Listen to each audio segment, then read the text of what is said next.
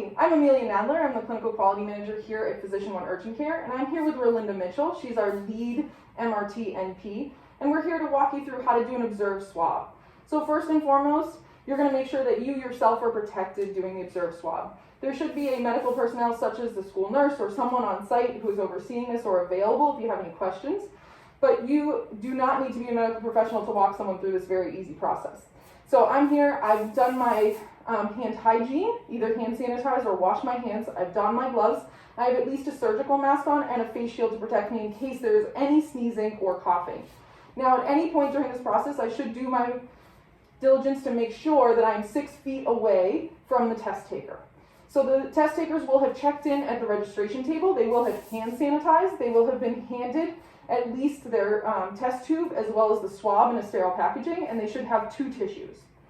Now we're going to begin. Our table has been wiped down. You can use a surface or a table, or you can actually hand the test taker their stuff as you go. I think it's much easier to have a surface for them to use, so we want to make sure that the surfaces between each test taker and beforehand are sanitized with either an alcohol-based or a bleach-based sanitizer, either wipes or spray.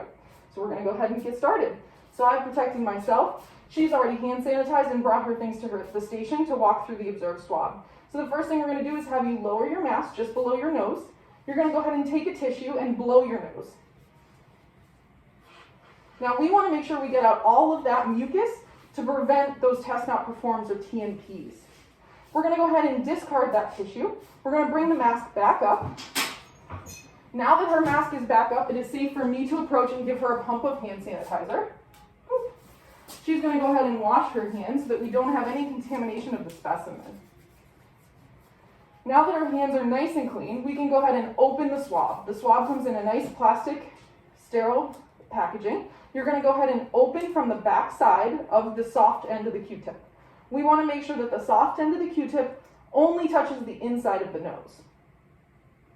So once that's open, the test taker can lay it on the desk in front of them. Open. We're going to go ahead and grab our test tube. We're going to take off the top of the test tube, and with open side up, we're going to lay it on the desk in front of us. Now, generally, we're going to have the test taker hold the test tube in their non-dominant hand. We're going to go ahead and grab the Q-tip, holding the back end away from the cotton part. Perfect. And now we're going to have the test taker go ahead and lower their mask just below their nose. You're going to keep their mouth covered. You are still 6 feet away so that you are protected. Now we're going to instruct them to insert the Q-tip into the nose so that all of the cotton disappears, and that's what you want to be looking for. We're going to make 5 big circles in the nose. We're going to go together. 1, 2, 3, 4, 5. We can take the Q-tip out of the nose.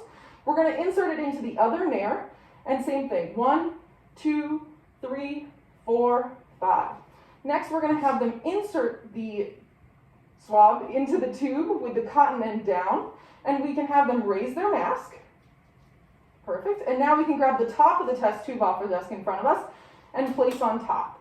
We're going to have them push down to make sure that's nice and secure, and you're going to leave it on the desk.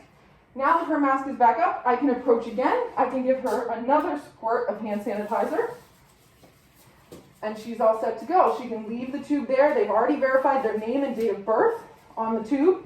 I can come up, make sure that label's correct, and that the test tube is nice and secure with the top on.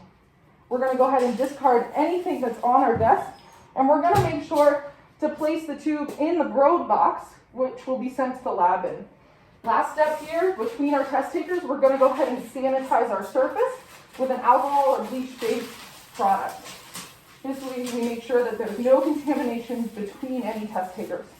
We hope this helps. Thank you so much.